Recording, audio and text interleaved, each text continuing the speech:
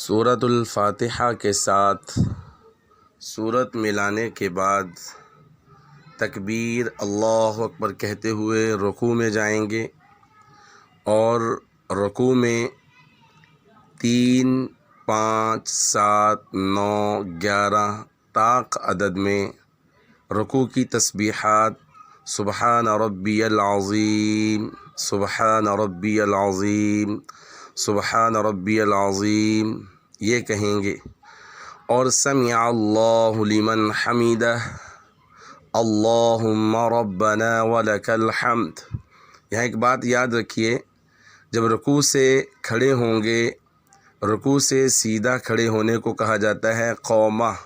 جب رکوع سے قومے کی طرف آئیں گے، سمع اللہ لمن حمیدہ، اللہم ربنا ولک الحمد، تو یہاں 4 طرح کے کلمات پڑھے جا سکتے ہیں۔ ربنا لک الحمد، ربنا ولک الحمد، ربنا ولک الحمد، اللہم ربنا ولک الحمد۔ سب سے بہتر اللہم ربنا ولک الحمد، ویسے چاروں جملوں میں سے کوئی جملہ بھی کہہ دیا جائے تو جائز۔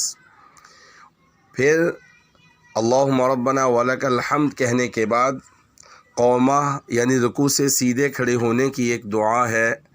قومہ یعنی رکوع سے اس طرح سیدھے کھڑے ہونا کہ ایک دفعہ سبحان ربی الاعلیٰ کی مقدار ٹھہرنا واجب، 3 دفعہ سبحان ربی العظیم کی مقدار ٹھہرنا سنت مؤکدہ۔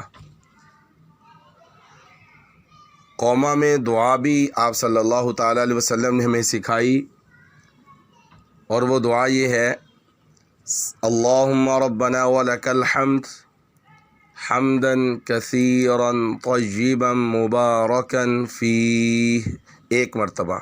میں اس لیے دوبارہ دہرا کے پڑھوں گا تاکہ یاد ہو جائے۔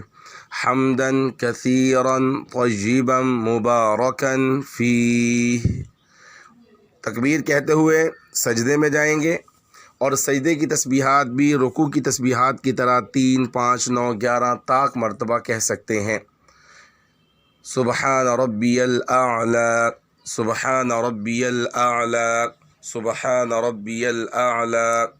اللہ اکبر کہتے ہوئے بیٹھ جائیں گے، سجدے سے اٹھ جائیں گے۔ 2 سجدوں کے درمیان بیٹھنے کو جلسہ کہتے ہیں۔ عربی کا لفظ ہے جلسہ، بیٹھنا۔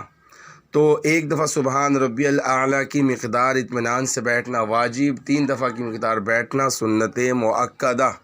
اور 2 سجدوں کے درمیان بھی رسول اللہ صلی اللہ علیہ وسلم نے ہمیں دعا سکھلائی، اللہم اغفر لی وارحمنی واہدینی وعافنی وارزقنی، اللہم اغفر لی وارحمنی واہدینی وعافنی وارزقنی۔ اور دعائیں بھی ہیں جو 2 سجدوں کے درمیان جلسہ کی حالت میں پڑھی جا سکتی ہیں، اور ایک روایت میں وجبرنی کے الفاظ بھی آتے ہیں، لیکن یہ دعا جو میں نے عرض کی یہ پڑھ لی گئی تو انشاءاللہ اس سے بھی ثواب ملے گا۔ اس سے بھی آپ صلی اللہ تعالیٰ علیہ وسلم نے ہمیں جو دعا سکھلائی وہ دعا پڑھنے کا ثواب ملے گا۔ پھر اللہ اکبر کہتے ہوئے سجدے میں جائیں گے، وہی 3، 5، 7، 9، 13، 15، 17، 21 وغیرہ تسبیحات جتنی اللہ نے ہمت دی ہے پڑھیں گے، اور پھر اللہ اکبر کہہ کے اپنے دونوں سجدے مکمل کر لیں گے۔ یہاں ایک اور بات یاد رکھیے، آپ صلی اللہ تعالیٰ علیہ وسلم نے رکوع و سجود کی ہمیں دعائیں سکھلائیں۔ دعا نمبر 1 صحیح مسلم کی روایت، اما جان عائشہ رضی اللہ تعالیٰ عنہ سے روایت کہ آپ صلی اللہ علیہ وسلم رکوع اور سجود میں یہ دعا پڑھتے تھے، سبوح قدوس رب الملائکۃ والروح، سبوح قدوس رب الملائکۃ والروح، سبوح قدوس رب الملائکۃ والروح۔ یاد فرما لیں، رکوع میں بھی پڑھیں، سجدے میں بھی پڑھیں، اور جتنی مرتبہ اللہ نے توفیق دی ہے پڑھیں۔ خاص طور پہ انفرادی نماز، نفل نماز، سنت نماز، تہجد، اشراق، چاشت، نماز اوابین، صلاۃ الحاجت، صلاۃ التوبہ، تحیۃ الوضو، تحیۃ المسجد وغیرہ میں پڑھیے ان دعاؤں کو۔ فرض نماز میں موقع ملے تو پڑھ لیجئے، نہیں ملتا تو پریشان نہیں ہونا، امام کو برا بھلا بھی نہیں کہنا، چونکہ امام نے بہت سی چیزوں کا خیال رکھنا ہوتا ہے قرآن و سنت کی روشنی میں۔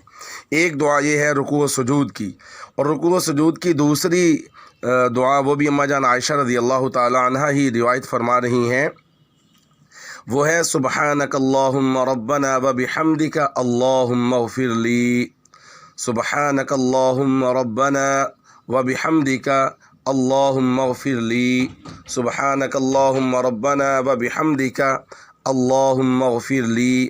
یہ دعا بھی پڑھی جا سکتی ہے، پہلی دعا پڑھ لیں، یہ دعا پڑھ لیں، سبحان ربی الاعلیٰ، سبحان ربی العظیم پڑھ لیں۔